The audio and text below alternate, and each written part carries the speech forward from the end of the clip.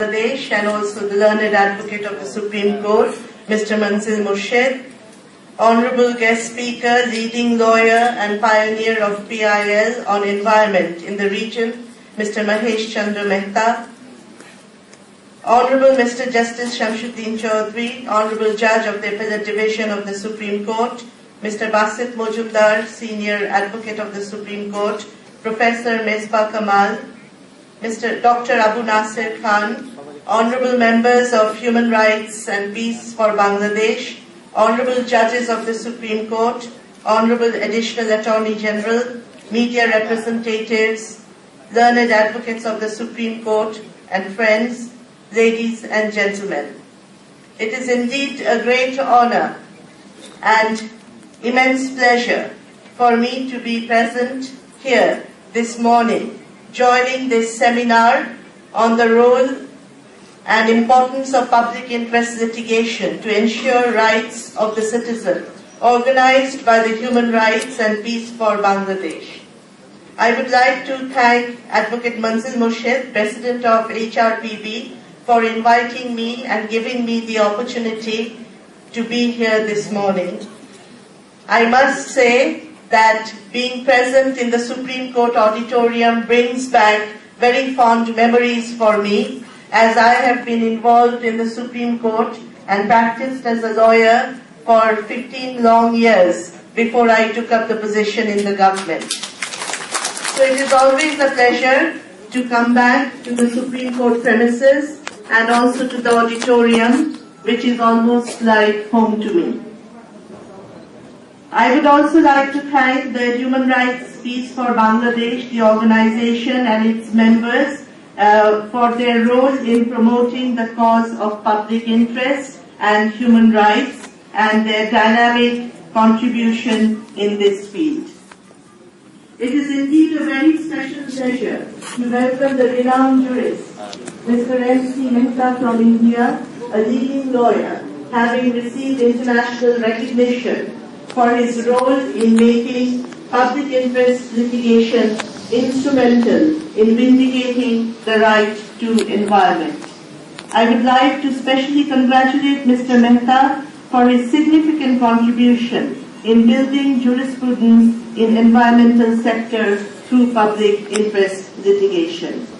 As we pay tribute to Justice Krishna Iyer, Justice Bhagwati, Upendra Bakshi, and many more for their role to pave the way for public interest litigation, it is also very interesting, and I am confident that Mr. Mehta's visit to Bangladesh will bear immense significance for him, as he will also take back very enriching experience of how public interest litigation jurisprudence has grown and flourished in Bangladesh with its own distinctive features. And as we remember the judges of the Indian jurisdiction, Supreme Court, Krishna Iyer, Bhagwati, as I mentioned, Mr. Mehta can compare how the honorable judges of the Supreme Court of Bangladesh have made bold pronouncements to uphold fundamental rights and the Constitution. Bangladesh manifests vibrant judicial activism, and thrust of it is to protect the people and their rights. And we are proud of the jurisprudence that Bangladesh has built in this arena. Ladies and gentlemen, let me begin with our own Constitution. Constitution of 1972. Fundamental rights are enshrined in Part 3 of our Constitution. Judicial review is Article 102. While Constitution is the supreme law of the Republic and the land, all power of the Republic belong to the people, and that is Article 7, which is the pole star of our Constitution. One of the main distinguishing features of the Constitution of Bangladesh, which is one of the best constitutions in the world, is, as has been laid down in the judgment of Dr. Muhyiddin Farooq versus Bangladesh, 49 DLR Appellate Division 1, Para 41, I quote, "The Constitution of Bangladesh is not the outcome of a negotiated settlement with a former colonial power, nor drawn up with the concurrence or approval of any external sovereign power. It is the fruit of a historic war of independence, which is the distinctive feature of our Constitution. And therefore, the Constitution must be seen in a context of our 24 years long struggle from 1948 to 1971. And it must be seen, read, interpreted and understood in the context of the clarion call made by our father of the nation on 7th March 1971, and also in the context of the pronouncement and the statement of our father of the nation, Bangabandhu Sheikh Mujibur Rahman, on the early hours of 26 March 1971, where he said, quote, "This may be my last message. From today, Bangladesh is independent," unquote. And it is in this context that we liberated our country. We have an independent Bangladesh, a sovereign country in the world, and we have our Constitution of 1972. And in this Constitution, within the framework of this Constitution, the public interest litigation has slowly developed and grown within our own jurisprudence. One of the basic rationales of public interest litigation and of judicial review should be understood that it is exercised with insight into social values to supplement the changing social needs, to remove the existing social inequalities or imbalances that exist, and to readjust the social order through the rule of law. And this was stated in a judgment in AIR 1993 Supreme Court. One of the major debates and one of the major controversies at the initial stage was with relation to locus standi, who can file a public interest litigation. And it has been held that no rigid rule of locus standi can be applied to public interest litigation. Any person acting bona fide and having sufficient interest in maintaining an action for judicial redress for public injury to put the judicial machinery in motion can come forward and file a public interest litigation. It is now also established that a writ petition may be moved not only by an aggrieved individual, but by a public-spirited citizen or a social action group for enforcement of fundamental right of some other person, provided that such other person is unable to approach the court for redress owing to some particular reason of poverty or disadvantage. Such persons belong to a class or a group of persons who are in disadvantaged position on account of poverty, disability, and other social or economical impediment and are unable to enforce their rights. সংবিধানে যে মৌলিক অধিকারগুলো সন্নিবেশিত আছে সেগুলোর বাস্তবায়ন ঘটানোর ক্ষেত্রে সমাজের পিছিয়ে পড়া যে জনগোষ্ঠী তাদের স্বার্থ যখন বিঘ্নিত হয় বা তাদের মৌলিক অধিকার যদি কোনো কারণে ক্ষুণ্ণ হয় তাহলে সেক্ষেত্রে তার প্রতিকার পাওয়ার যে অধিকার সে বিষয়টি নিয়ে যে কোনো সচেতন ব্যক্তি বোনাফিডি ইন্টারেস্ট নিয়ে জনস্বার্থে রিট মামলা দায়ের করতে পারে। এটাই হচ্ছে পাবলিক ইন্টারেস্ট লিটিগেশনের মূল জায়গা। অর্থাৎ সমাজের পিছিয়ে পড়া যারা শোষিত, বঞ্চিত এবং নানা ধরনের বৈষম্যের শিকার তারা যখন অধিকার বঞ্চিত হয় সেই অধিকার প্রতিষ্ঠার ক্ষেত্রে পাবলিক ইন্টারেস্ট লিটিগেশন একটা প্রেরণক হিসেবে অত্যন্ত গুরুত্বপূর্ণ ভূমিকা পালন করতে পারে এবং সেই পালন করেই এই জুরিসপ্রুডেন্স তৈরি হয়েছে। It is when courts are apprised of gross violation of fundamental rights of a group or when basic human rights are invaded or when there are complaints of such acts as shock the judicial conscience that Supreme Court leaves aside the procedural shackles and hears such petition for remedying the hardships and miseries of the needy and the underdog and the neglected. তো সেই কারণে সবচেয়ে যে গুরুত্বপূর্ণ বিষয় যে সেই কারণে এই local স্ট্যান্ডার্ডটা has been extended and it allows any conscious citizen to come and uphold the rights.